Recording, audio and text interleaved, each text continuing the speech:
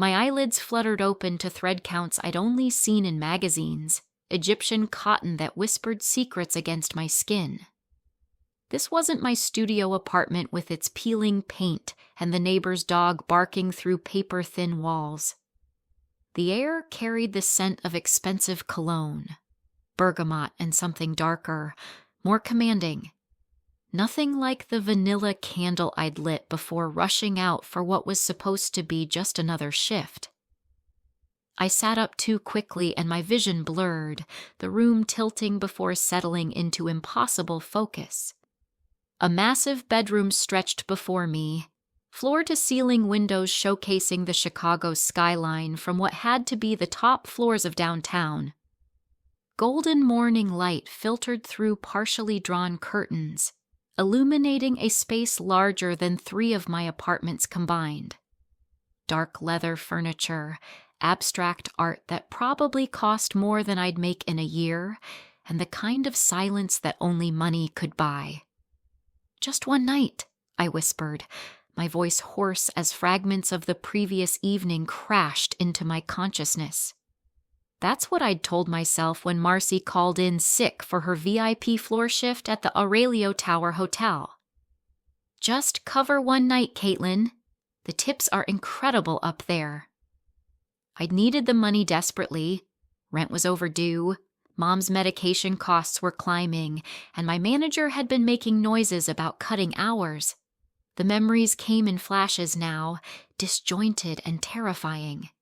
The elevator ride to the presidential suite level, the hushed luxury of marble hallways and crystal sconces. Delivering towels to clean up some VIP's spilled champagne, the security guard's warning to keep my head down and my mouth shut.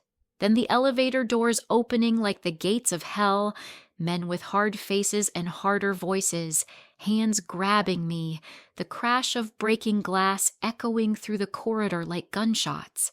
I clutched the sheets tighter around me, suddenly aware of my nakedness beneath the Egyptian cotton. A quick glance confirmed my fears. My hotel uniform was nowhere to be seen.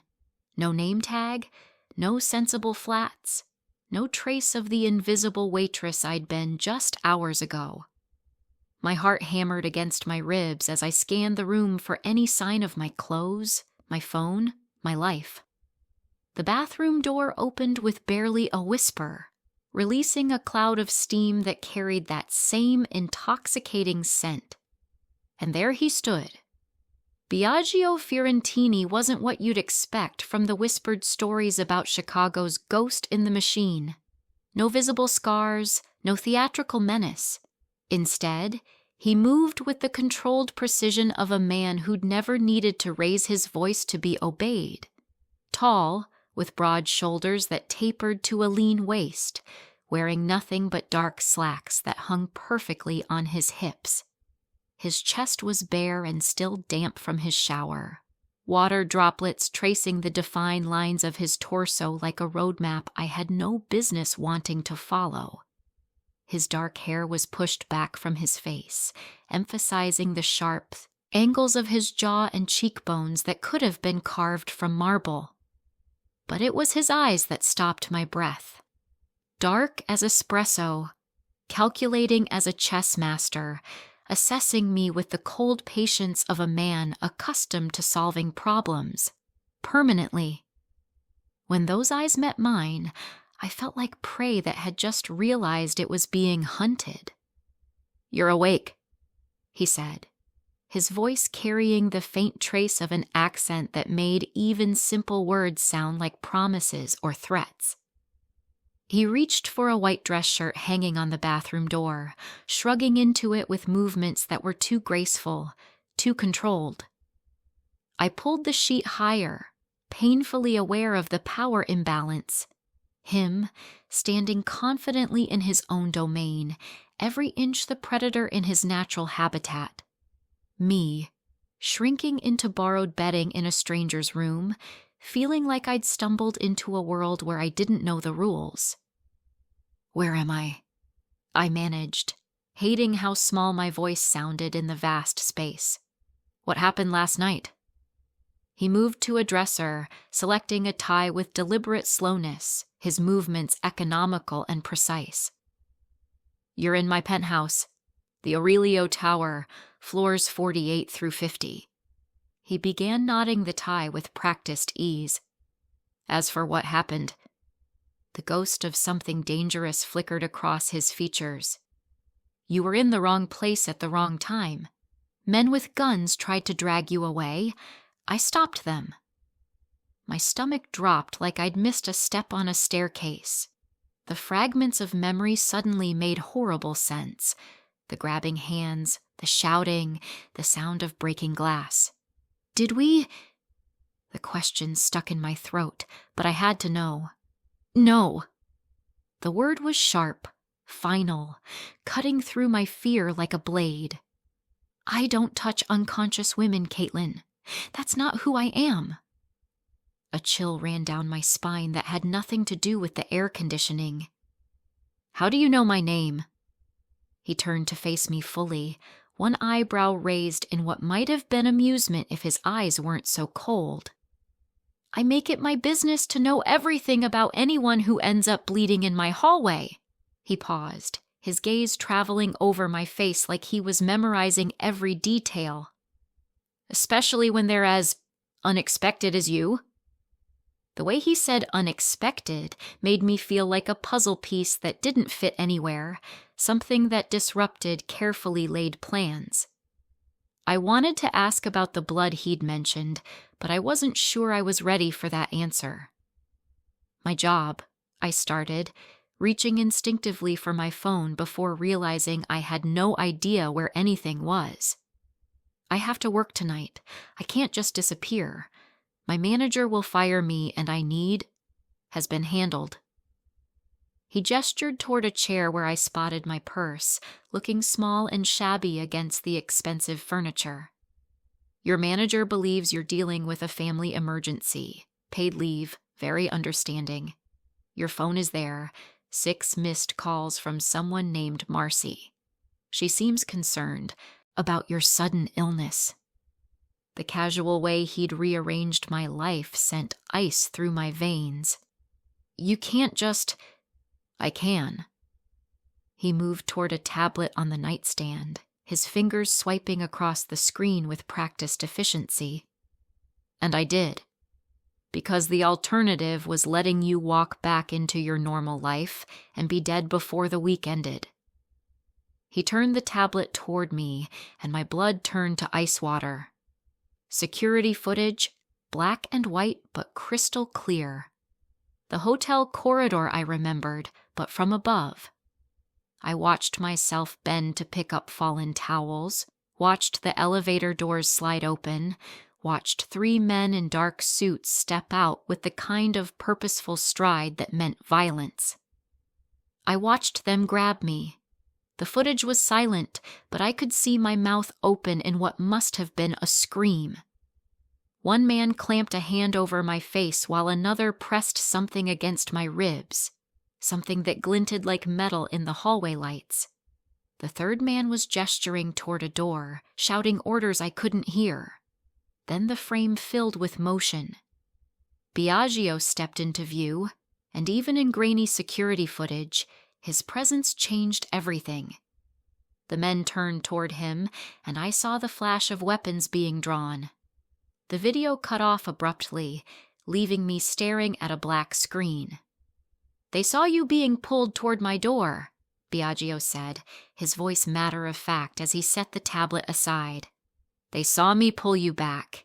In their world, that makes you mine." "I don't understand." My voice came out as barely a whisper. "I'm nobody. I'm just a waitress. Why would anyone want to—" "Because you were in my hallway. Because I protected you. Because the Lombardi family believes you're connected to me." He moved to the window, hands clasped behind his back as he gazed out at the city below. "They've been looking for leverage against me for months. Last night, they thought they found it." The weight of his words settled over me like a burial shroud. "But I'm not connected to you. I don't even know you." "That doesn't matter." He turned back to me, and something in his expression had shifted, become harder. Perception is reality in my world. They believe you matter to me, which means you're a target, and targets in my world don't live long. I moved to get up, then remembered my nakedness and the fact that I was having this surreal conversation while wrapped in a stranger's bedsheets. My clothes, being cleaned. You were... His expression didn't change, but something in his voice darkened. There was blood. Not yours, but it needed to be dealt with. He moved toward the door, pausing with his hand on the handle. There's a robe in the bathroom. Use it. We have decisions to make. It wasn't a suggestion.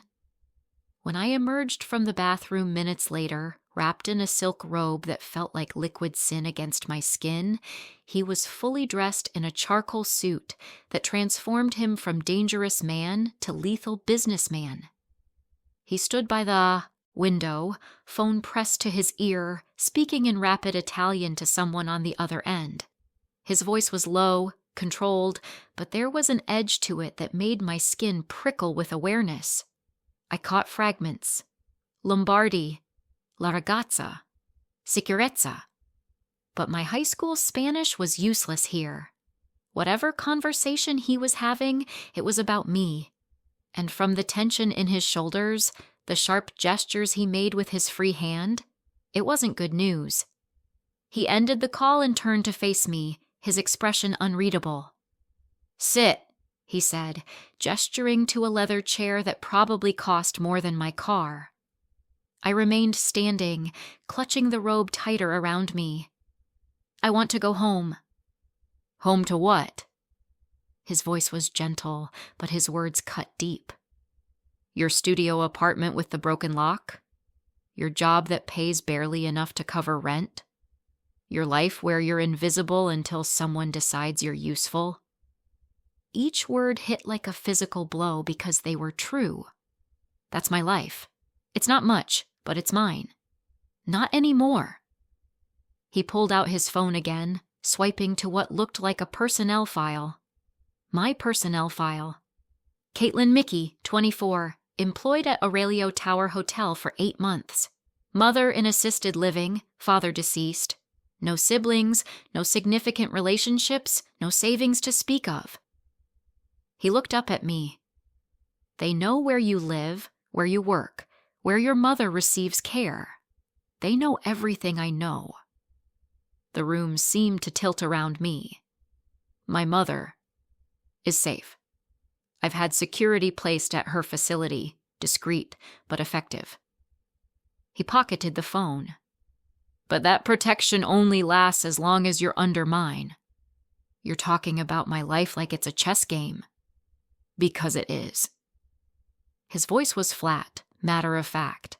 And right now, you're a piece on the board whether you want to be or not. The only question is whether you're going to be protected or sacrificed. I sank into the chair, my legs suddenly unable to support me. What are you saying? I'm saying you have 2 choices. He moved closer, and I caught that scent again. Bergamot and danger and something uniquely him. You can try to go back to your old life and hope the Lombardis lose interest before they decide to send a message through you, or... His phone buzzed. He glanced at it, and his expression darkened further. When he looked back at me, there was something final in his eyes, like a door closing. "Get dressed," he said, his voice carrying an authority that brooked no argument. "We're clearing out your apartment. Pack light. Only what you can't replace." "I haven't agreed to anything." "The choice has been made for you?" He moved toward the door, then paused, looking back at me with those dark, unreadable eyes. "They just took your coworker, the one who was supposed to work last night. They think she's you." The world tilted off its axis. "Marcy." "Pack your things, Caitlin." His voice was soft, but it carried the weight of absolute command. "You're coming with me." The door closed behind him with a soft click, leaving me alone in a room that felt like a beautiful prison. Outside the windows, Chicago stretched endlessly, a city I'd lived in my whole life but had never really seen from this height. From up here, everything looked different, smaller, more manageable. But I wasn't looking at the city anymore. I was staring at my reflection in the dark screen of the tablet he'd left behind, seeing a woman I didn't recognize. A woman who'd woken up in a stranger's bed, in a stranger's world, with a stranger's life stretching out before her like an uncharted map. A woman who was no longer invisible. And for the first time in my 24 years, I wasn't sure if that was a blessing or a curse. Subscribe if you haven't already, and tell me in the comments where you're watching from, because tomorrow's story unfolds darker, deeper, and far more dangerous than you think. Now, let's begin the tale. The call came at 6:47 p.m., just as I was heating up leftover ramen and calculating whether I could afford both groceries and the electric bill this month. The answer, as usual, was no. "Caitlin, thank God you picked up." Marcy's voice was thick with congestion, punctuated by a cough that sounded like she was dying. "I'm so sick I can barely stand up, and they've got me scheduled for the VIP floor tonight. Double overtime, plus tips that could pay your rent." I stared at my sad dinner, steam rising from noodles that would be my breakfast too if I was being honest. "Marcy, I've never worked the VIP floors. I don't even have clearance." "I already talked to Henderson. He's desperate. Half the staff called out with this flu, and there's some big shot staying in the penthouse who apparently tips in hundreds." Another coughing fit. "Please, Kate. I can't afford to lose this shift, but I can't work it either. You'd be saving my ass." I closed my eyes, thinking of Mom's medication costs, the overdue rent notice taped to my door, the way my manager had been eyeing the newer, prettier girls lately. What time? 10 p.m. to 6 a.m. Just room service and cleanup. Easy money. Easy money? In my experience, there was no such thing, but desperation made optimists of us all. 3 hours later, I stood in the Aurelio Towers staff locker room, adjusting Marcy's uniform that was slightly too tight across the chest and too long in the legs. The VIP floors were a different world from the regular hotel. Marble instead of carpet, crystal instead of plastic, and security cameras that probably cost more than my car. "First time up here?"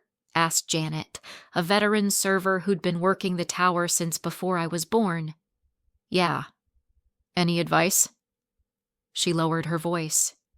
"Keep your head down. Don't make eye contact unless spoken to, and whatever you do, don't go near the penthouse unless specifically called.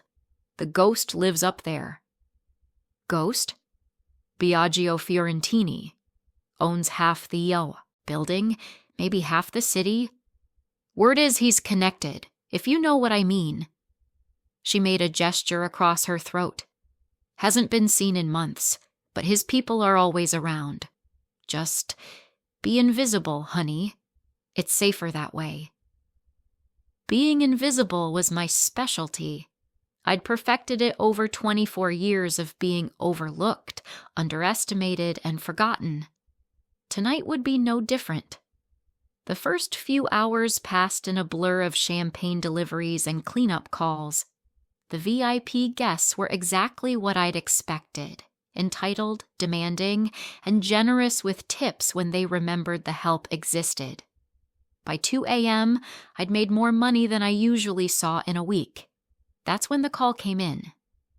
"Presidential suite, 49th floor." Henderson's voice crackled through my earpiece. "Spilled wine in the hallway. Housekeeping's swamped, so you're up. Cart's already loaded. Just get up there and clean it up." The elevator ride to the 49th floor felt endless.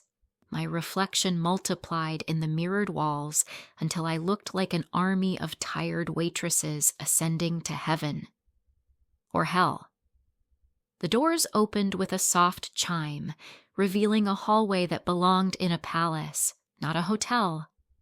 Marble floors gleamed under crystal chandeliers, and the air smelled of expensive flowers and something else. Power, maybe, or money. It was so quiet I could hear my heartbeat echoing off the walls. The spill was easy to spot, red wine spreading across white marble like blood. I knelt with my cleaning supplies, working quickly and efficiently the way I'd been trained. Keep your head down, don't make eye contact, be invisible. I was reaching for a fallen champagne flute when I heard the soft click of a door opening behind me. Leave the cart. Take the towels to the service elevator. The voice was deep, accented, and carried the kind of authority that made you obey without thinking. I didn't turn around, just gathered the towels as instructed and headed toward the service elevator at the end of the hall. But as I passed the partially open door, I couldn't help myself. I glanced inside. He stood by floor-to-ceiling windows, the Chicago skyline glittering behind him like a crown of lights. Tall, broad-shouldered, wearing a white dress shirt that was unbuttoned at the collar and rolled up at the sleeves. Dark hair, olive skin, and even in profile, I could see the sharp angles of his face that spoke of both beauty and danger. Our eyes met for just a moment, dark, intense, calculating, and I felt something electric pass between us. Recognition, maybe, or warning. Then I looked away quickly, my cheeks burning with embarrassment at being caught staring. I was almost to the service elevator when I heard the main elevator chime behind me. The doors opened, and 3 men stepped out. They moved wrong. Too purposeful, too coordinated, like wolves who'd caught a scent. Their suits were expensive but couldn't hide the bulges of weapons underneath. "Excuse me, miss." The tallest one, had a voice like gravel and eyes like winter. "You work for Fiorentini?" I clutched the towels tighter, my heart hammering. "I work for the hotel. I'm just cleaning." "Don't lie to us." Another man, shorter but broader, stepped closer. "We saw you come out of his room. You his girl?" "I don't know what you're talking about. I was just cleaning up a spill." The third man, silent until now, grabbed my arm. His grip was iron, and when I tried to pull away, he tightened it until I gasped. "Boss wants to have a conversation with Fiorentini's woman." "I'm not." A hand clamped over my mouth, cutting off my protest.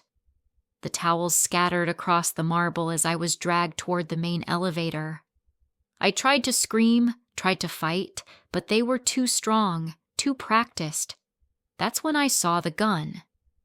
The shorter man had pulled it from his jacket, holding it low but visible. "Cooperate, and nobody gets hurt. Fight, and we'll paint these pretty walls with your blood." The elevator doors started to close, and I thought this was it. I was going to disappear, become another missing person statistic, all because I'd needed the money from one extra shift. Then the world exploded. "Let her go." The voice cut through the hallway like a blade, and suddenly the men holding me went rigid.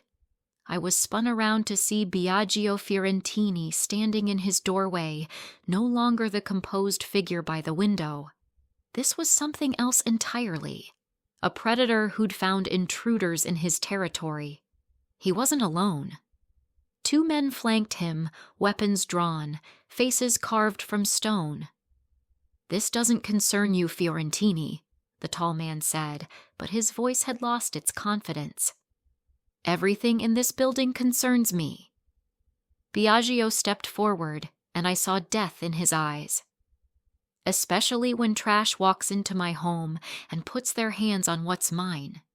What's mine?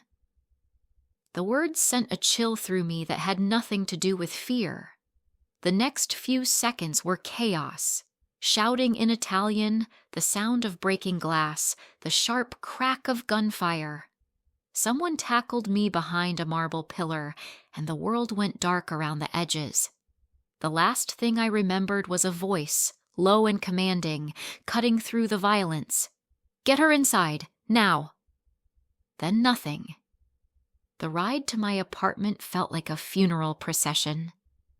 Biagio's car, a sleek black sedan that probably cost more than I'd make in 5 years, glided through Chicago's streets with the kind of silence that only money could buy. Tinted windows blocked out the world, creating a cocoon of leather and tension. I sat in the back seat, still wearing his silk robe under a borrowed coat, watching my neighborhood approach through bulletproof glass. The contrast was jarring, from the gleaming towers of downtown to the cracked sidewalks and chain-link fences of my reality. 2 worlds that should never have collided. "This is temporary," I said, breaking the silence that had stretched between us since leaving the penthouse. "Whatever arrangement you think we have, it's not permanent." Biagio didn't look up from his phone, where he'd been typing in rapid Italian for the past 10 minutes. "Nothing is permanent, Caitlin, but some things last longer than others." The driver, a mountain of a man who'd introduced himself only as Luca, pulled up in front of my building. The sight of my apartment complex through the sedan's windows made my chest tight. Peeling paint, broken security gate, Mrs. Chen's laundry hanging from the fire escape like surrender flags. Home. 20 minutes, Biagio said, finally looking at me. "Pack only what you can't replace. Photos, documents, anything with sentimental value. Everything else can be bought." "You can't just erase my life." "I'm not erasing it. I'm preserving what's left of it." His voice was matter of fact, but something flickered in his dark eyes. "The Lombardis know where you live, Caitlin. They know your schedule, your habits, your weaknesses. Staying here isn't brave. It's suicide." Luca was already out of the car, scanning the street with the practiced eye of someone who'd seen too much violence. 2 more men emerged from a second vehicle I hadn't noticed, taking positions at either end of the block. The efficiency of it was terrifying. My hands shook as I fumbled with my keys at the apartment door. The hallway smelled of cooking grease and broken dreams, sounds of other people's lives bleeding through thin walls. Mrs. Rodriguez's baby crying, the Johnsons fighting again, the constant drip of the broken pipe in 3B that the landlord would never fix. "This is it," I said, pushing open the door to my studio apartment. "Home, sweet home." Biagio stepped inside behind me, and suddenly the space felt impossibly small. He didn't comment on the peeling linoleum or the second-hand furniture held together with hope and duct tape. He just stood there, taking it all in with those calculating eyes. "You live alone," he observed. "Can't afford roommates. Can barely afford this place." I moved to my dresser, pulling out clothes with mechanical precision. Not all of us inherit criminal empires. "I didn't inherit anything." His voice was quiet, but there was steel underneath. "I built what I have from nothing. Just like you're trying to do." I paused, a faded photograph in my hands. Me and Mom at my high school graduation, both of us smiling like the future held promises instead of bills. "This isn't building. This is surviving." Sometimes they're the same thing. I packed quickly, efficiently, the way you do when you've moved too many times and learned to travel light. A few changes of clothes, my mother's jewelry, the photo albums I'd rescued from our old house before the bank took it. Everything that mattered fit into 2 small suitcases. "That's it?" Biagio asked, watching me zip the second bag. "What did you expect? I told you I don't have much." I looked around the apartment one last time, memorizing details I'd complained about but would miss. The way the morning light hit the single window, the coffee stain on the carpet that looked like a butterfly if you squinted. This place isn't much, but it's mine. Or was mine. The lease is being transferred, he said, checking his phone again. Rent paid through the end of the year. When this is over, you can come back if you want. When what's over? You keep talking like this is temporary, but you won't tell me what this actually is. Before he could answer, Luca appeared in the doorway. Boss, we need to move. Spotted a car circling the block twice. Could be nothing, but we don't take chances. Biagio took my larger suitcase without asking, his hand brushing mine in the process. The contact sent an unwelcome jolt through me. Time to go. The ride back was different. Tenser. Luca took a circuitous route through the city, doubling back, taking sudden turns that pressed me against the leather seats. I watched my neighborhood disappear in the rearview mirror, replaced by increasingly expensive real estate. Where are we going? I asked as we passed the Aurelio Tower and kept driving north. Somewhere safe. Biagio was watching the side mirror, his jaw tight. Somewhere they can't reach you. They being the Lombardis, among others. He finally looked at me, and I saw something I hadn't expected. Concern. This isn't just about last night, Caitlin.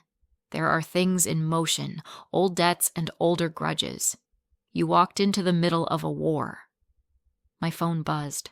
Mom's facility, probably wondering why I hadn't called today. I started to answer, but Biagio's hand covered mine. Careful what you say. They could be monitoring her calls now. I pulled my hand away, hating how his touch made me feel safe and trapped at the same time. Mom? It's me. I'm fine. I got a temporary promotion, with housing. I'll be staying somewhere else for a while. Mom's voice was thin, confused. Honey, you sound strange. Are you sure you're okay? I'm sure.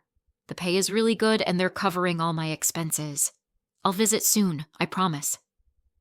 The lies tasted bitter, but what was the alternative? Tell her I'd been kidnapped by the Mafia? That her daughter was now a pawn in a game she didn't understand? I love you, Mom. I love you too, sweetheart. Be careful. I ended the call and stared out the window, watching Lake Michigan stretch endlessly toward the horizon. How long do I have to lie to her? As long as it takes to keep her safe. Biagio's voice was gentler now. I know this isn't what you wanted. What I wanted was to work one extra shift and pay my rent. What I got was... I gestured helplessly at the luxury car, the armed guards, the man beside me who commanded fear with a glance. This. What you got was a chance to be more than invisible. The car turned through iron gates that opened at our approach, revealing a tree-lined drive that led to a house that belonged in magazines. Not a mansion exactly, but something elegant and imposing, all clean lines and expensive materials. Security cameras tracked our movement, and I spotted at least 3 guards positioned around the grounds. Welcome to your new home, Biagio said as Luca parked in front of the main entrance. I stared up at the house. My prison, my sanctuary, I wasn't sure which. For how long? Until it's safe for you to leave. And if it's never safe? He was quiet for a long moment, studying my face like he was memorizing it. Then we'll figure out what comes next.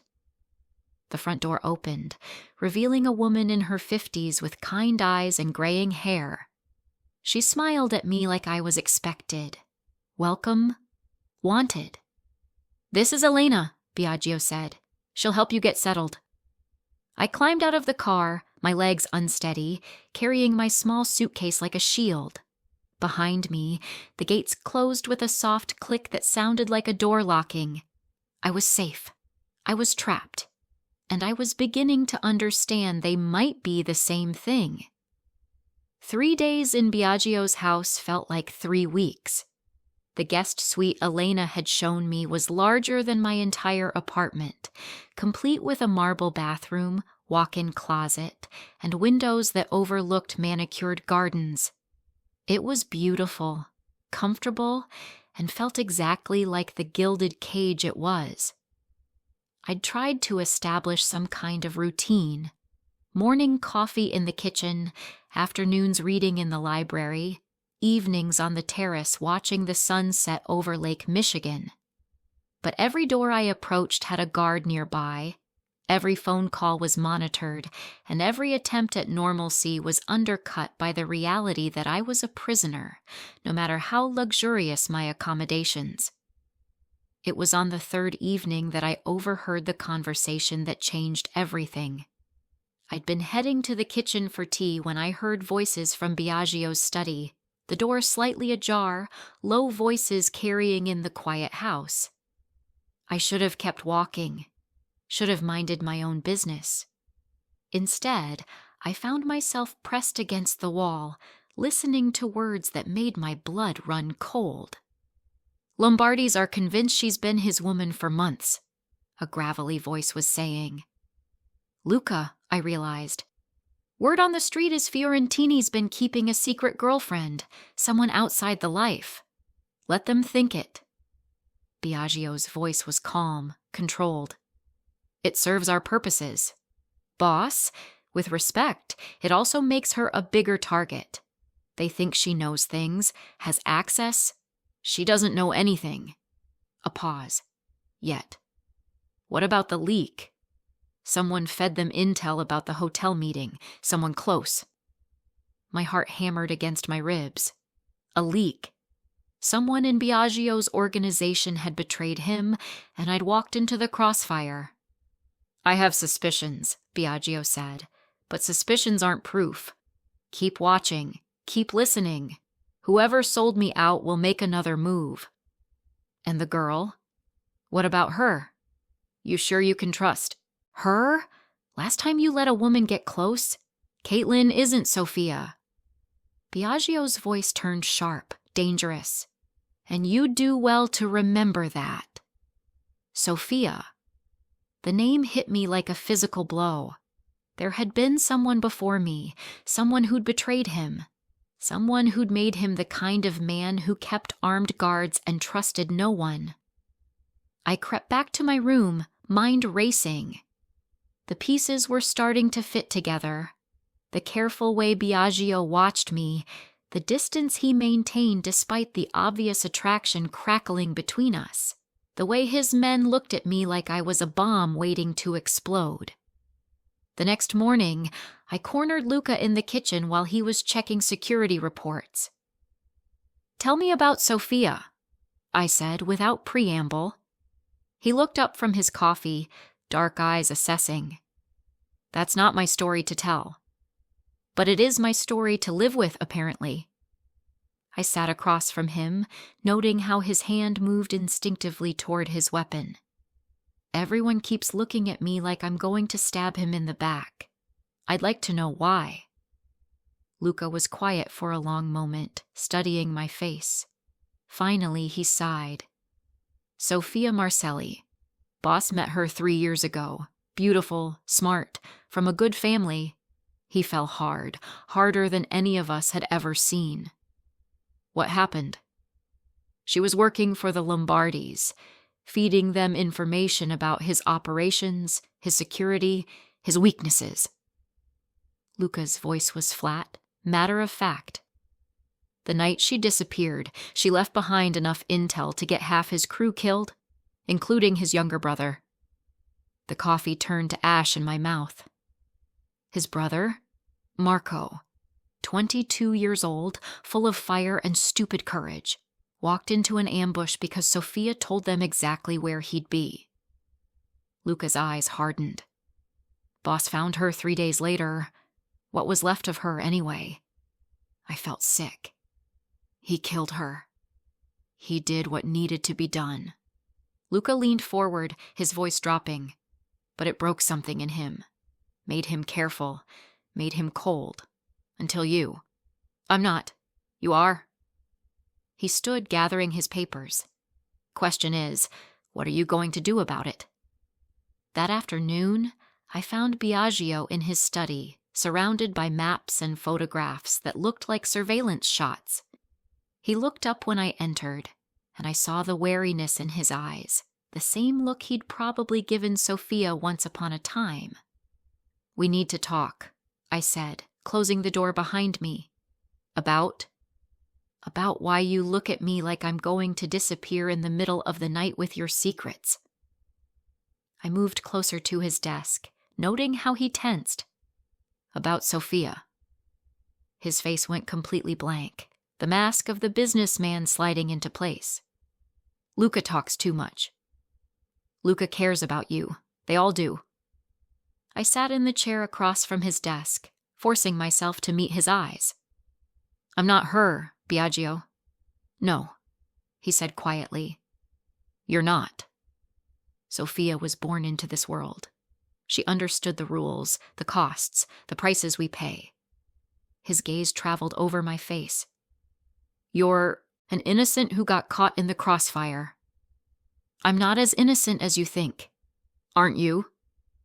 He leaned back in his chair, studying me. Tell me, Caitlin, if I asked you to disappear tomorrow, to take a new identity and start over somewhere far from here, would you do it? The question hung between us like a challenge. I thought about my old life, the cramped apartment, the endless shifts, the constant worry about money. Then I thought about the past 3 days. The luxury, yes, but also the way Biagio looked at me when he thought I wasn't watching, the careful distance he maintained, the electricity that sparked every time we were in the same room. Is that what you want? I asked, instead of answering. For me to disappear? I want you to be safe. That's not what I asked. He was quiet for a long moment, his fingers drumming against the desk. Finally, he reached for a tablet, swiping to what looked like an encrypted message. This came in an hour ago, he said, turning the screen toward me. From Enzo Lombardi himself. The message was short, brutal. We know you're hiding the waitress. She's your weak spot now. Enjoy it while it lasts. I stared at the words, feeling the walls of my gilded cage close in a little tighter. They really think I'm your girlfriend? They think you matter to me. His voice was carefully neutral. The question is whether they're right. The air between us crackled with tension, with unspoken words and unacknowledged desires. I could feel the pull of him, the dangerous magnetism that had probably drawn Sophia in before she'd chosen betrayal over love. Do I asked, my voice barely a whisper. Matter to you? He stood slowly, moving around the desk until he was close enough that I could smell his cologne, feel the heat radiating from his body. When he spoke, his voice was rough, honest in a way that scared us both. More than you should. More than is safe. His hand lifted toward my face, then dropped. Which is why this can't happen. What can't happen? This. He gestured between us, at the space that felt charged with electricity. You and me. The way I want to touch you, protect you, keep you. His jaw tightened. The way I'm starting to need you. Before I could respond, his phone buzzed. He glanced at it, and his expression darkened. What is it? Marcy's been released. He was already moving toward the door. She's asking for you. Marcy looked like she'd aged 10 years in 4 days. Her usually bright eyes were hollow, shadowed with the kind of exhaustion that came from fear rather than fatigue. She sat in Biagio's living room, dwarfed by the expensive furniture, clutching a cup of tea like it was an anchor to reality. They kept asking about you, she said, her voice barely above a whisper. Over and over. What did you know about Fiorentini?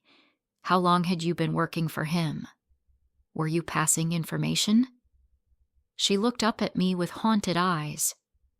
I kept telling them, "You were just covering my shift," but they didn't believe me. I sat beside her on the sofa, careful not to move too quickly. She flinched at sudden movements now, I'd noticed. "Marcy, I'm so sorry. This is all my fault." "No." Biagio's voice cut across the room from where he stood by the windows, hands clasped behind his back. "This is the Lombardi's fault, and mine for not anticipating their desperation. They let me go because they realized their mistake," Marcy continued, her hands shaking as she set down the teacup. "But they made sure I understood the message. They know where I live, where my sister works, where my nephew goes to school." Her voice broke. "They said if I talked to the police, if I said anything about what happened, you're under protection now," Biagio said, turning from the window. "My people will make sure you and your family are safe." "For how long?" Marcy's laugh was bitter, broken. "How long can you protect everyone who gets caught in your war?" The question hung in the air like smoke. I saw something flicker across Biagio's face. Guilt, maybe, or the weight of responsibility he carried for everyone whose lives intersected with his. "As long as it takes," he said simply. After Marcy was settled in one of the guest rooms, I found myself alone with Biagio for the first time since our conversation in his study. The house felt different at night, larger, more intimate somehow.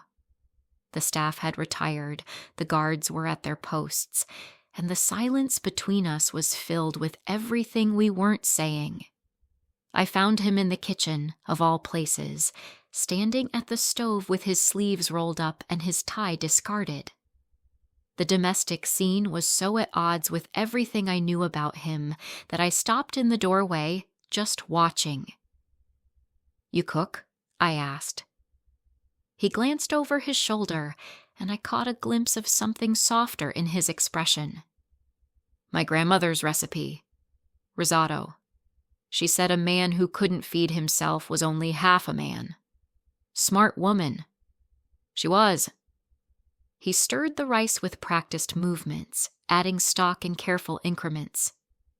"She raised me after my parents died, taught me that power without purpose was just destruction." I moved closer, drawn by the unexpected vulnerability in his voice. "What happened to them?" "Your parents?" "Car accident. Or that's what the police report said." His jaw tightened. "I was 12, old enough to know the difference between an accident and a message." "Someone killed them?" "The Lombardis have been at war with my family for 3 generations. My grandfather, my father, now me."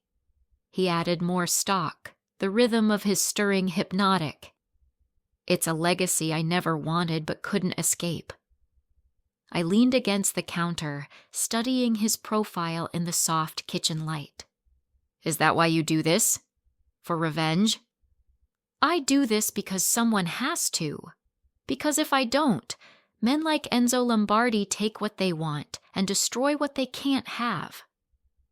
He looked at me, then, his dark eyes intense. "Because sometimes the only way to protect what matters is to be more dangerous than the people trying to take it." The risotto was perfect. Creamy, rich, flavored with herbs I couldn't identify. We ate at the kitchen island, the formal dining room too vast for the intimacy of the moment. It felt normal, domestic, like we were just 2 people sharing a meal instead of a mafia boss and his reluctant houseguest. "Tell me about before," I said, twirling my fork through the rice. "Before all this. What did you want to be when you grew up?" He was quiet for so long, I thought he wouldn't answer. Then, "An architect. I wanted to build things instead of—" He gestured vaguely at the house, the life, the empire built on violence and fear. "You still could." "Could I?" His smile was sad, self-aware. "When this is over, when the Lombardis are dealt with, Do you think I can just walk away? Hang up my gun and pick up a drafting table? I think you can be whoever you choose to be. Even if that choice comes with consequences? Even if walking away means leaving people unprotected? I thought about Marcy upstairs, about the guards at the gates, about the careful balance of power that kept his world from descending into chaos. Maybe the choice isn't between being a good man and being a powerful one. Maybe it's about what you do with the power you have. He studied my face in the soft light, and I felt that familiar electricity crackling between us. You see things differently than most people in my world. Maybe that's because I'm not from your world. No, he said quietly. You're not. And that's what makes you dangerous. Dangerous how? Instead of answering, he stood and moved to the sink, rinsing our dishes with the same careful attention he'd given the risotto. I watched the play of muscles under his shirt, the way his hands moved with surprising gentleness for someone capable of such violence. Biagio. He turned, and suddenly the space between us felt charged, electric. I could see the war in his eyes. Want battling with caution, desire fighting against the lessons Sophia had taught him. You should go to bed, he said, his voice rough. Should I? Yes, because if you don't, I'm going to do something we'll both regret. I stood slowly, moving closer instead of away. What if I don't want to go to bed? What if I want you to do something we'll both regret? His hands gripped the edge of the counter behind him, knuckles white with the effort of restraint. Caitlin, I'm not her. I stepped closer, close enough to see the flecks of gold in his dark eyes. I'm not Sophia. I'm not going to betray you or disappear in the night or sell your secrets to your enemies. You don't know that. You don't know what this life does to people, how it changes them. Then show me. I reached up, my fingers barely brushing his jaw. Stop protecting me from choices I'm old enough to make. For a moment, I thought he might give in. His eyes darkened, his breathing changed, and I felt the careful control he maintained start to crack. Then his phone buzzed, shattering the moment like glass. He stepped away, checking the message, and his expression hardened. Enzo wants to meet. Tomorrow night. Neutral ground. What does that mean? It means he's ready to negotiate. Biagio pocketed his phone, the businessman sliding back into place over the man who'd been cooking risotto and talking about architecture. And he wants to see you. Me? Why? Because he needs to know if you're worth going to war over. His eyes met mine, and I saw the truth there. The admission he'd been fighting since the night I woke up in his bed. And so do I. The call came at dawn, shattering the fragile peace I'd found in sleep. I woke to the sound of Biagio's voice in the hallway, sharp and commanding in rapid Italian. Even through the closed door, I could hear the tension, the barely controlled fury that made my skin prickle with dread. I pulled on a robe and crept to the door, pressing my ear against the wood. The conversation was ending, but I caught enough to make my blood run cold. Find her, now, and bring me whoever gave them the information. Footsteps in the hallway, then silence. I waited, counting heartbeats before opening my door. Biagio stood at the top of the stairs, still in yesterday's clothes, his hair disheveled like he'd been running his hands through it. When he turned and saw me, his expression was carefully blank, which somehow made it worse. What's happened? I asked, though part of me already knew. Get dressed. We need to talk. 10 minutes later, I sat in his study while he paced behind his desk like a caged predator. The morning light streaming through the windows seemed too bright, too cheerful for whatever news he was about to deliver.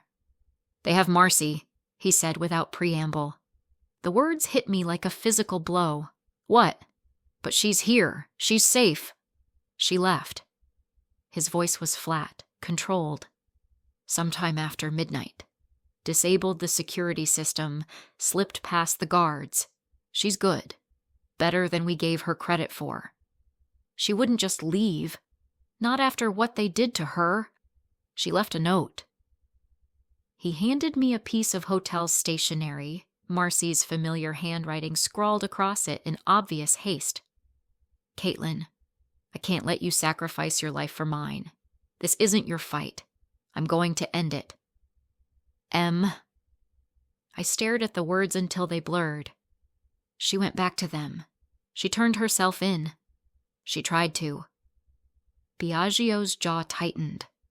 But the Lombardis aren't interested in noble gestures. They want leverage, and Marcy alone isn't enough. So they took her anyway. I don't understand. They're using her as bait. For you. He moved to his computer, pulling up what looked like a surveillance feed. This came in 20 minutes ago. The video was grainy, black and white, but clear enough. Marcy sat tied to a chair in what looked like a warehouse, her face bruised, her eyes wide with terror. A man stepped into frame, tall, thin, with the kind of face that belonged in nightmares. Miss Mickey, the man said, his voice carrying a slight accent. My name is Vincent Lombardi. I believe you know why you're watching this. My hands clenched into fists. Let me see the rest. Caitlin, let me see it. Biagio's finger hovered over the play button for a moment before he pressed it. Vincent continued speaking, his voice conversational, almost friendly. Your friend here made a very brave, very stupid gesture. She thought she could trade herself for your freedom. But you see, Miss Mickey, we're not interested in waitresses. We're interested in Biagio Fiorentini's weakness, and that, apparently, is you. The camera panned to show more of the warehouse, concrete floors, high windows, the kind of place where screams wouldn't carry. Then back to Marcy, who was trying to look brave and failing. You have 24 hours to present yourself at the location we'll send. Come alone, come unarmed, and your friend lives. Bring Fiorentini or his men, and we'll send her back to you in pieces. Vincent smiled, and it was worse than any threat. Choose wisely. The video ended. I stared at the black screen, my mind racing through possibilities, all of them ending in blood. I have to go, I said. No. She's there because of me. Because she was covering my shift. Because I got her involved. She's there because the Lombardis are animals who use innocent people as weapons. Biagio's voice was sharp, final. And you're not going anywhere near them. I stood, anger flaring hot in my chest. You don't get to make that choice for me. I do when it's my job to keep you alive. Your job? The words came out harsher than I intended. Is that what this is? Just another job? Something flickered in his eyes. Hurt, maybe, or frustration. You know it's not. Then let me save her. By walking into a trap? By giving them exactly what they want? He moved around the desk, stopping just close enough that I could see the exhaustion in his face, the weight of decisions that had no good outcomes.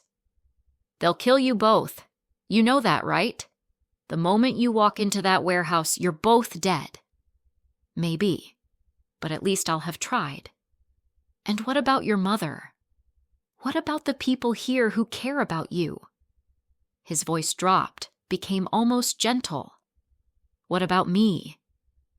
The question hung between us, loaded with everything we'd been dancing around for days. I wanted to step closer, to touch his face, to tell him that what I felt for him was real and terrifying and worth fighting for. Instead, I stepped back. Then find another way. You're supposed to be this brilliant strategist, this master of chess games and power plays. Find a way to save her that doesn't involve me walking into a warehouse to die." He was quiet for a long moment, studying my face. Then he moved to his phone, dialing a number from memory. "Luca, conference room, 5 minutes. Bring the team." He paused, listening. "All of them. And pull the files on the Lombardi warehouse operations. We're going to war." After he hung up, he looked at me with something that might have been admiration. "You're not going to that warehouse, but we are going to get her back. How? By being better at this game than they are." He moved toward the door, then paused. "And Caitlin, when this is over, when Marcy is safe and the Lombardis are dealt with, we're going to finish the conversation we started last night." "What conversation?" "The one about whether you're worth going to war over."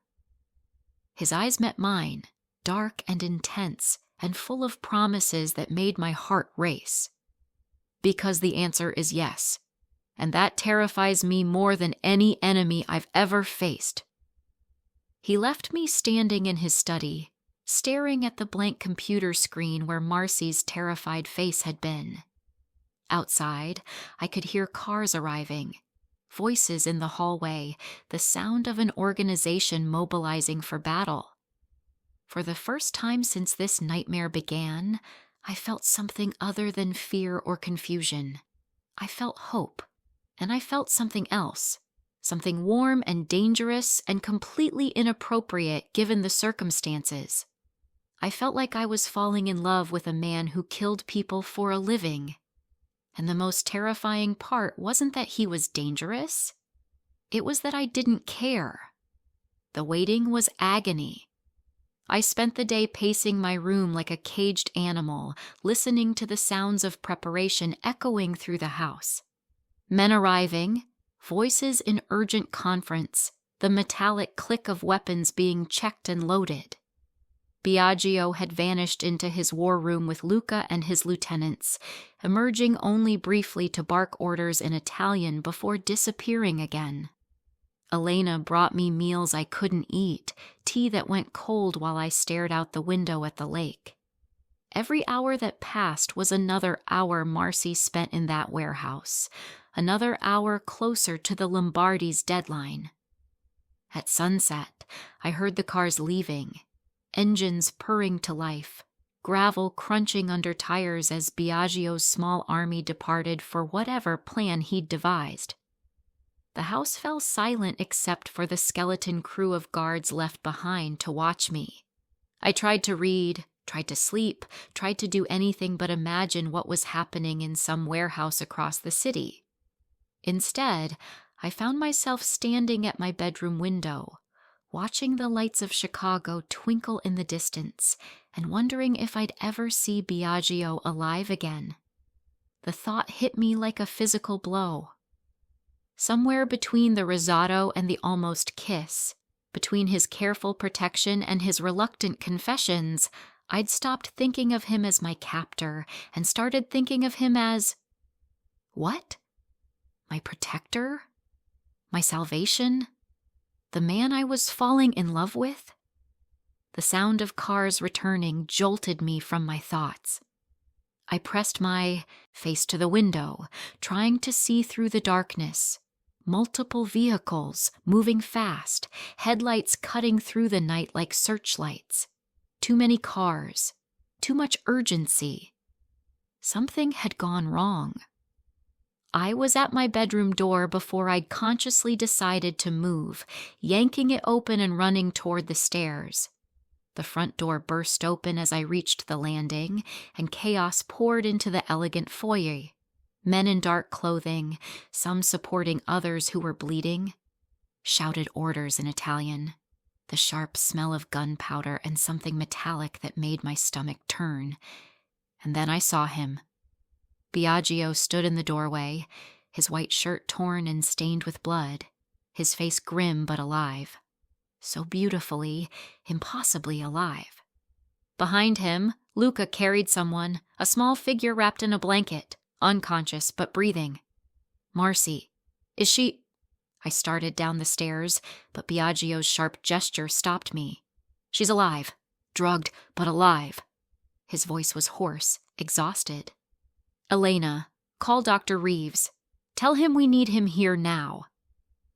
I watched as they carried Marcy to one of the guest rooms, Elena fussing over her with the efficiency of someone who dealt with this before.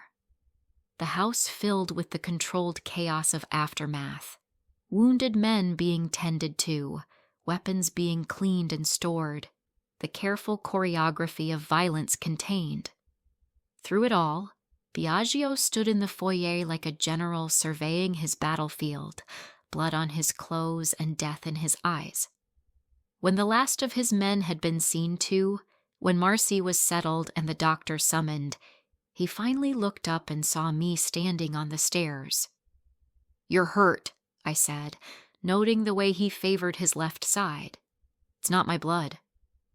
The words should have horrified me. Instead, all I felt was relief that he was standing there, whole and breathing and safe. "Whose blood is it?"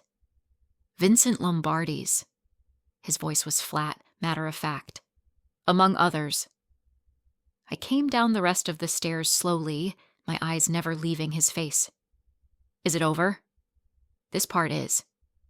He moved toward his study, and I followed, noting the careful way he walked, the tension in his shoulders. "Vincent won't be taking any more hostages. Neither will his men." "And Enzo?" "Will be very interested in negotiating now that his nephew is dead." Biagio poured himself 3 fingers of whiskey, downing it in one swallow. "Sometimes the only language these people understand is violence." I stood in the doorway, watching him pour another drink with hands that weren't quite steady. The adrenaline was wearing off, I realized. The careful control he maintained was starting to crack. "You could have been killed," I said quietly. "But I wasn't." "You could have been." I stepped into the room, closing the door behind me. "And I would have..." The words stuck in my throat. He looked up from his glass, his dark eyes intense. "You would have what?" "I would have lost you before I ever really had you." The admission hung between us like a bridge neither of us was sure we should cross. Biagio set down his glass, his gaze never leaving my face. "Caitlin, no." I moved closer, close enough to see the exhaustion in his eyes, the weight of what he'd done tonight. "No more warnings about how dangerous this is, or how I don't understand your world, or how I should run while I still can. You should run." "But I won't." I reached up, my fingers barely brushing the blood on his shirt. "Because somewhere between waking up in your bed and watching you cook risotto, I stopped being afraid of you and started being afraid of losing you." His hand covered mine, warm and solid and real. "I kill people, Caitlin. I just killed 3 men tonight to save your friend. That's who I am. You saved her. You risked your life and your men's lives to save someone who means nothing to you except that she matters to me." I looked up at him, seeing past the blood and the violence to the man underneath. "That's who you are too."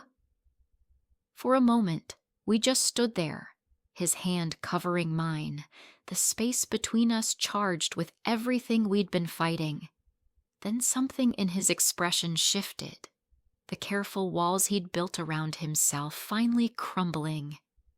"I can't promise you safety," he said, his voice rough. "I can't promise you normal or easy or anything resembling the life you had before." "I don't want the life I had before." "What do you want?" I stepped closer, close enough that I could feel the heat radiating from his body, smell the cologne that had become as familiar as breathing. "I want you. All of you. The man who cooks for his grandmother's memory, and the man who kills to protect what's his." His free hand came up to cup my face, thumb brushing across my cheek with surprising gentleness. "You don't know what you're asking for. Then show me." This time, when he kissed me, there was no hesitation, no careful control. Just need and relief and the desperate hunger of two people who'd been dancing around each other for too long. I tasted whiskey and danger and something that might have been salvation. When we broke apart, both breathing hard, he rested his forehead against mine. "There's no going back from this," he whispered. "Good," I whispered back. "I don't want to go back." The dress arrived that morning in a box that probably cost more than my old monthly salary. Midnight blue silk that felt like water against my skin, cut to emphasize curves I'd forgotten I had. Elena helped me with my hair, pulling it into an elegant updo that made me look older, more sophisticated, more like someone who belonged in Biagio's world. "You look beautiful," she said, fastening a delicate diamond necklace around my throat. "But remember, tonight, you are not just Caitlin the waitress. You are Biagio's woman. Act like it." The weight of the diamonds felt like a collar, beautiful and binding. I stared at my reflection in the mirror, barely recognizing the woman looking back at me. 3 weeks ago, I'd been invisible. Tonight, I was walking into the lion's den as the most visible target in Chicago. Biagio was waiting in the foyer when I came downstairs, and the look in his eyes when he saw me made the risk almost worth it. He wore a charcoal suit that emphasized his broad shoulders, his dark hair perfectly styled, every inch the dangerous businessman. But it was the way he looked at me, like I was something precious and terrifying, that made my breath catch.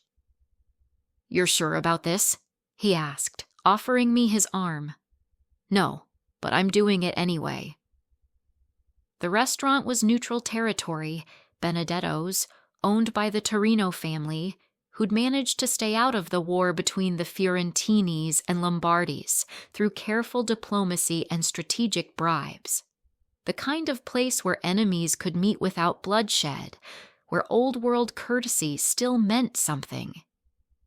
We were escorted to a private dining room in the back, past tables full of Chicago's elite who pretended not to stare while cataloging every detail for tomorrow's gossip.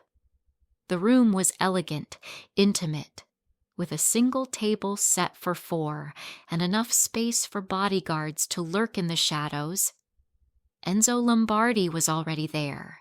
He was older than I'd expected, maybe 60, with silver hair and the kind of face that had probably been handsome once before cruelty carved lines around his eyes.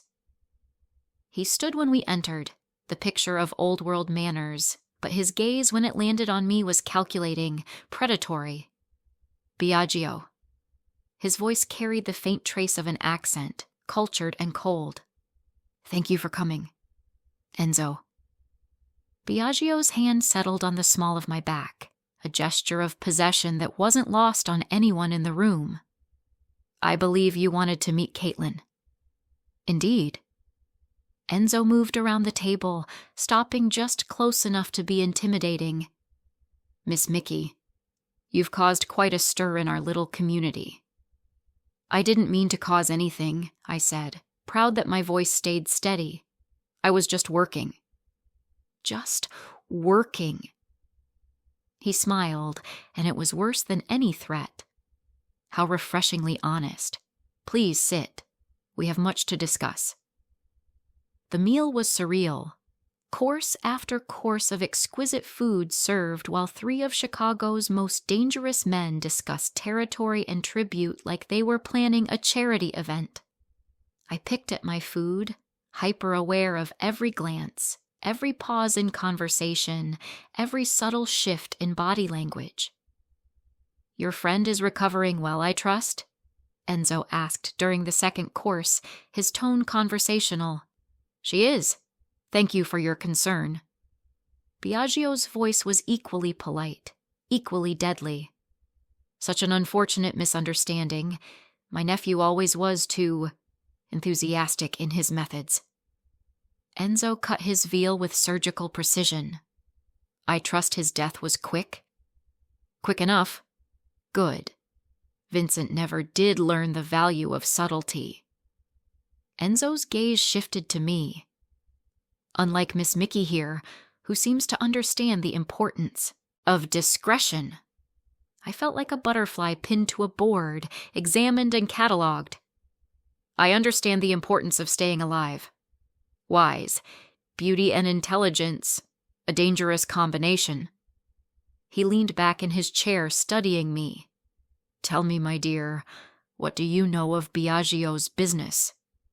I know he protects people who can't protect themselves.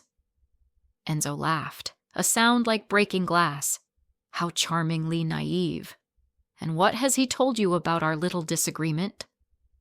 That you've been at war for 3 generations over pride and territory. Pride and territory. Enzo nodded thoughtfully. Yes, I suppose that's one way to look at it. Another would be that his family has been stealing from mine for decades.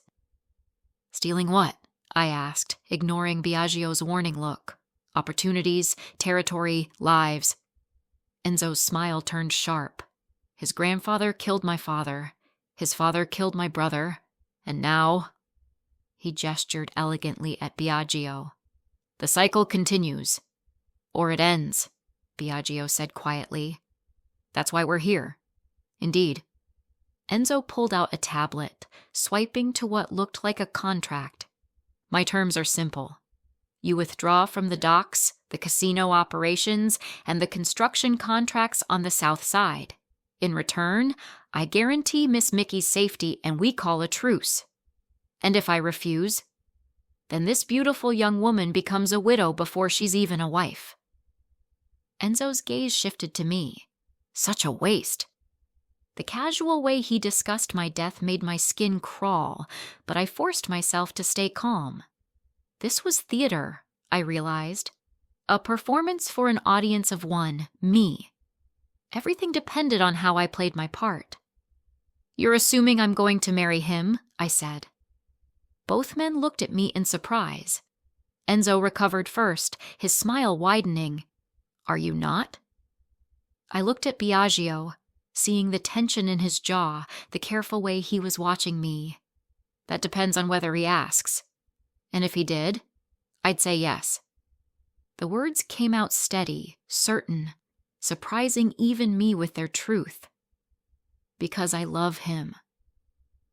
The silence that followed was deafening. Enzo studied my face like he was reading a book, looking for lies, for cracks in my performance. Finally, he laughed. Extraordinary. She actually means it. He looked at Biagio with something that might have been respect. You always did have excellent taste in women, even if your last choice nearly got you killed. Caitlin isn't Sophia. No, she's not. Enzo's expression grew thoughtful. Sophia was born to this life. She understood the rules, the prices, the necessary betrayals. This one, he gestured at me, this one is genuine, dangerous in an entirely different way. He stood, straightening his jacket. I'll accept your counter-proposal, Biagio. The docks and the casino, but I keep the construction contracts. And Miss Mickey remains untouchable by me, by my men, by anyone who values their life. Agreed. Excellent. Enzo moved toward the door, then paused. A word of advice, my dear, he said to me. Men like us don't change. We are what we are, and what we are is dangerous. Be very sure you know what you're choosing. After he left, Biagio and I sat in silence for a long moment. Finally, he reached across the table, taking my hand in his. Did you mean it? He asked quietly. Which part? All of it. I looked at our joined hands, his scarred and strong, mine small and pale against his. Yes, even knowing what I am, what this life means, especially knowing that. I met his eyes. I choose you, Biagio. All of you. The truce with the Lombardis changed everything and nothing. The immediate threat was gone. No more guards shadowing my every move, no more bulletproof cars, no more sleeping with one ear open for the sound of breaking glass. But the weight of what I'd chosen, what I'd committed to in that restaurant, settled over me like a silk shroud. Beautiful, binding, inescapable. I woke the morning after the dinner to find Biagio already gone, his side of the bed cold. We'd shared a bed for 3 nights now since our first kiss, but he'd been careful, controlled, holding back even in our most intimate moments, like he was still waiting for me to change my mind. Maybe he was right to wait. I found him in his study, surrounded by the detritus of empire. Contracts, photographs, reports that probably detailed things I didn't want to know about. He looked up when I entered, and I saw the exhaustion in his eyes, the weight of decisions that affected hundreds of lives. The Torino family wants to expand their territory into Lombardi holdings, he said without preamble. The unions are pushing for better terms on the construction contracts, and there's been another shooting on the south side, not ours, but it'll be blamed on us anyway. I moved to the window, looking out at the lake that had become as familiar as breathing. Is it always like this? The violence, the politics, the constant chess game where people's lives are the pieces? He leaned back in his chair. Yes, it's always like this. And you want me to be part of it. I want you to choose to be part of it. There's a difference. I turned to face him, this man who'd become my salvation and my damnation in equal measure. What if I can't? What if I'm not strong enough for this world? Then you leave. His voice was carefully neutral, but I caught the flash of pain in his eyes. I've made arrangements. A new identity, a clean apartment in Seattle, enough money to start over. Your mother's care would be transferred, fully paid for. You could have the normal life you wanted. The offer hung between us like a bridge I could cross if I chose. Freedom, safety, invisibility. Everything I'd thought I wanted before I met him. And you? I asked quietly. I stay here. I do what I've always done. I protect what's mine and destroy what threatens it.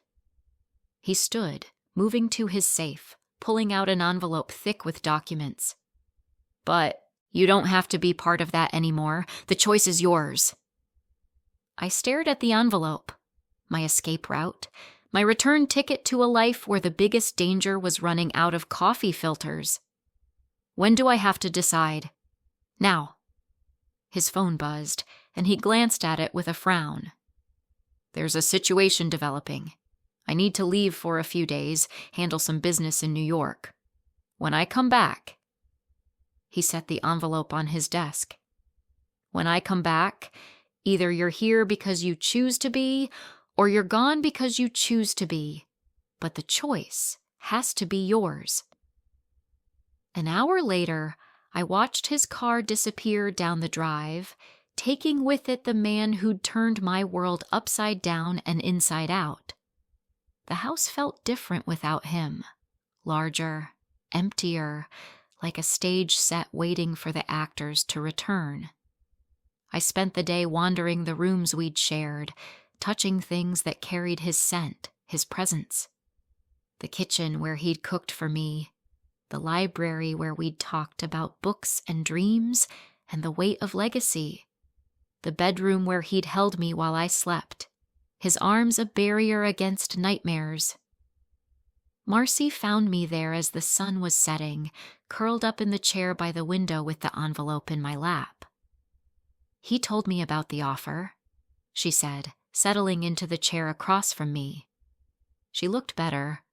The bruises had faded. the haunted look in her eyes replaced by something steadier. "Are you going to take it?" "I don't know." I turned the envelope over in my hands. 3 weeks ago, this would have been everything I wanted. Freedom, security, a chance to disappear. And now I know what it feels like to be seen. Really seen. Not just as a waitress or a problem to be solved, but as someone who matters. I looked up at her. "How do you go back to being invisible after that?" "You don't," she said simply. "But you have to decide if being visible is worth the price." That night, I called my mother. She sounded tired but happy, chattering about the new physical therapist and the book club she'd joined. Normal things, safe things. "You sound different, sweetheart," she said as our conversation wound down. "Older, somehow." "I feel older." "Is that good or bad?" I thought about Biagio's hands on my skin, the way he looked at me like I was something precious and dangerous. I thought about the violence that surrounded him, the choices he made that kept his world spinning. I thought about the woman I'd been 3 weeks ago and the woman I was becoming. "I don't know yet," I said honestly. "Well, whatever's happening, just remember, you get to choose who you become. Don't let anyone else make that choice for you." After I hung up, I sat in the garden as darkness fell over the lake. The envelope lay beside me on the bench, my future reduced to legal documents and bank account numbers. I could leave, start over, find a nice, safe man who worked a nice, safe job and never made me choose between love and survival. Or I could stay, accept the danger, the violence, the constant weight of being loved by a man who lived in the shadows. Accept that I would never be safe, never be normal, never be invisible again. The sound of car engines made me look up. Headlights swept across the drive, not Biagio's car, but something smaller, faster. My heart hammered as I recognized the driver. Elena, her face grim, her movements urgent as she climbed out of the car. "Miss Caitlin," she called, hurrying toward me. "You need to come inside, now." "What's wrong?" "There's been an attack. In New York." Her voice was steady, but I could see the fear in her eyes. "Mr. Fiorentini, he's been shot." The envelope fell from my hands, scattering papers across the garden path. In that moment, faced with the possibility of losing him before I'd even decided if I wanted to keep him, the choice became crystal clear. I wasn't going anywhere. "Get me on the next plane to New York," I said, standing on legs that felt like water. "Now." "Miss Caitlin, it's not safe." "I don't care about safe." I looked back at the house that had become home, at the life I'd been offered and the life I was choosing. I care about him. If this chapter pulled you in, if Caitlin's danger, her courage, and the storm rising around Biagio kept your heart racing, don't disappear without saying something. Hit subscribe, turn on the bell, and tell me where you're watching from. Because tomorrow's episode dives even deeper. More secrets, more danger, and a truth that will change everything. Don't miss what happens next. The story is only just beginning.